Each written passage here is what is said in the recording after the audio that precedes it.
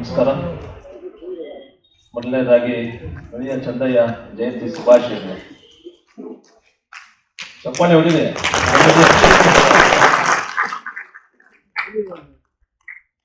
ವೇದಿಕೆ ಮೇಲಿರುವ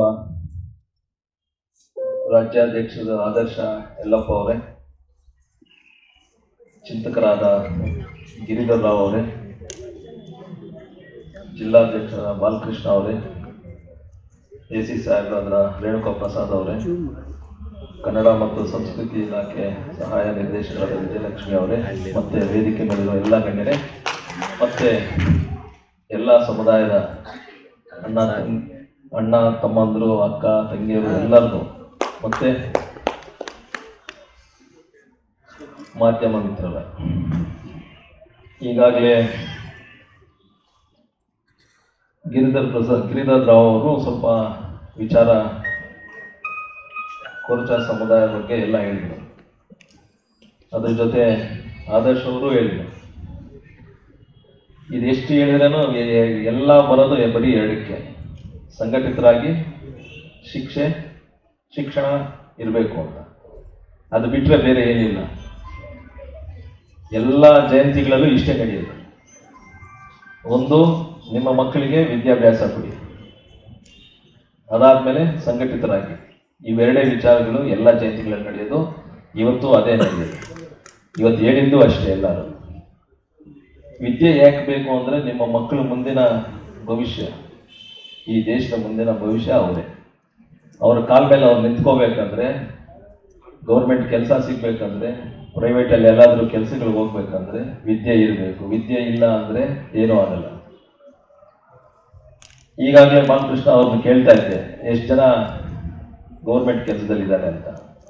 ಪೊಲೀಸ್ ಅವರು ಒಂದು 20-25 ಜನ ಇದ್ದಾರೆ. ಪೊಲೀಸ್ ಅವರು ಒಂದು 10 ಜನ ಇದ್ದಾರೆ. ಟೀಚರ್ಸ್ ಒಂದು 20 ಜನ, 25 ಜನ ಇದ್ದಾರೆ ಅಂತ. ಪೊಲೀಸ್ ಅವರು ಒಬ್ಬರು ಮಾತ್ರ ನೋಡ್ತಾ ಇದ್ದೀನಿ ನಾನಿಲ್ಲಿ. ಇನ್ನು ಮಿಕ್ಕಿದ್ದು ಎಲ್ಲರೂ ಡ್ಯೂಟಿಗಳಲ್ಲಿದ್ದಾರೆ. ಟೀಚರ್ಸ್ ಯಾರಿದ್ದಾರೆ ಅಂತ ಗೊತ್ತಿಲ್ಲ ನನಗೆ. ಕೈ ಎತ್ತೀರಾ ಯಾರಾದ್ರೂ? ಟೀಚರ್ಸ್ ಯಾರೂ ಬಂದಿಲ್ಲ.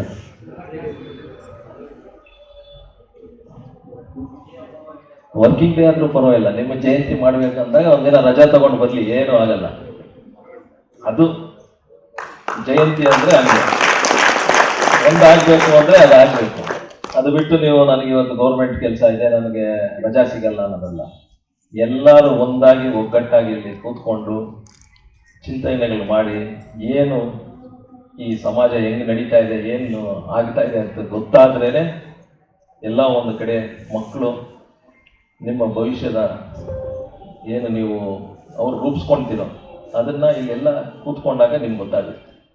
ಅದಕ್ಕೆ ಹೇಳ್ತೀನಿ, ಶಿಕ್ಷೆ ಕೊಡಿ ನಿಮ್ಮ ಮಕ್ಕಳಿಗೆ, ಸಂಘಟಿತರಾಗಿ. ಅದು ಬಿಟ್ಟು ಜಾಸ್ತಿ ಏನು ಹೇಳೋಕ್ಕೆ ಹೋಗಲ್ಲ ನಾನು.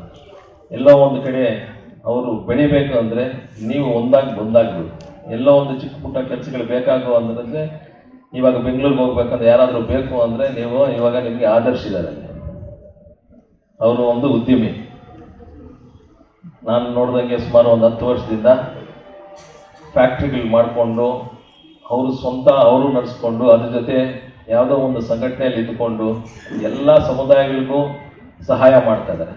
ಅದು ಒಂದು ಕಡೆ ನಿಮ್ಮ ಸಮುದಾಯ ಅಂದರೆ ಇನ್ನೂ ಹೆಚ್ಚು ಕೆಲಸ ಮಾಡ್ತಾರೆ, ಇನ್ನೂ ಒಂದು ಹೆಚ್ಚು ಆಸಕ್ತಿ ತೋರಿಸಿ ಕೆಲಸ ಮಾಡ್ತಾರೆ. ಹಿಂಗೆ ನೀವೆಲ್ಲ ಒಂದಾಗಬೇಕು. ಯಾರ್ಯಾರು ಎಲ್ಲೆಲ್ಲಿದ್ದೀರಾ, ಏನು ಕತೆ ಅಂತ ಗೊತ್ತಾದ್ರೇ ನಿಮಗೆ ಸಹಾಯ ಆಗುತ್ತೆ. ಅದಕ್ಕೆ ಸಂಘಟಿತರಾಗಬೇಕು ಅಂತ. ಈ 2 ವಿಚಾರಗಳು ನೀವು ದಯವಿಟ್ಟು ತಲೆಯಲ್ಲಿ ಇಟ್ಕೊಂಡಿದ್ರೆ ಅದೆಲ್ಲ ಮುಂದೆ ಬರುತ್ತೆ. ಮುಂದಿನ ದಿನಗಳಲ್ಲಿ ಏನು ಹೇಳ್ತಾ ಇದ್ರು, ಸಮುದಾಯ ಭವನ ಅಂತ ಹೇಳ್ತಾ ಇದ್ದಾರೆ. ಸಮುದಾಯ ಭವನ ಕಟ್ಟೋಕ್ಕೆ ಜಮೀನೇನ ಕೊಡ್ತೀವಿ, ಗೌರ್ಮೆಂಟೇನ ಫ್ರೀಯಾಗಿ ಕೊಟ್ಬಿಡುತ್ತೆ. ಇಲ್ಲಾಂದರೆ ಅದಕ್ಕೂ 50% ಕಟ್ಟಬೇಕಾಗುತ್ತೆ. ಭವನ ಕಟ್ಟಬೇಕಂದ್ರೆ ಸುಮಾರು ಒಂದು 2-3 ಕೋಟಿ ಆಗುತ್ತೆ. ಆರ್ಥಿಕವಾಗಿ ನೀವೆಲ್ಲ ರೆಡಿ ಅಂದರೆ ಆಮೇಲೆ ಬೇಕಾದರೆ ನೀವು ಕೇಳ್ಬೋದು. AC ಅವ್ರನ್ನ, DC ಅವ್ರನ್ನ ಒತ್ತಾಯ ಹಾಕ್ಬೋದು. 2 ಎಕರೆ ಅಂದರೆ ಸುಮಾರು 2 ಕೋಟಿ ಕಟ್ಟಬೇಕು ನೀವು ಬರೀ ನಿವೇಶನಕ್ಕೆ. ಅದಕ್ಕೆ ನೋಡಿ, ಹೆಂಗೆ ಬೇಕು ಅನ್ನೋ ಮಾತ್ರ ನೋಡ್ಕೊಳ್ಳಿ. 10 ಗುಂಟೆ 15 ಗುಂಟೆ ಹಂಗೆ ತಗೊಂಡು ಅದರಲ್ಲಿ ಒಂದು ಸಮುದಾಯ ಭವನ ಕಟ್ಟಿ ಅದನ್ನು ಹೆಂಗೆ ಉಪಯೋಗಿಸ್ಕೊಳ್ಳೋದು ಹಂಗೆ ನೋಡ್ಕೊಳ್ಳಿ.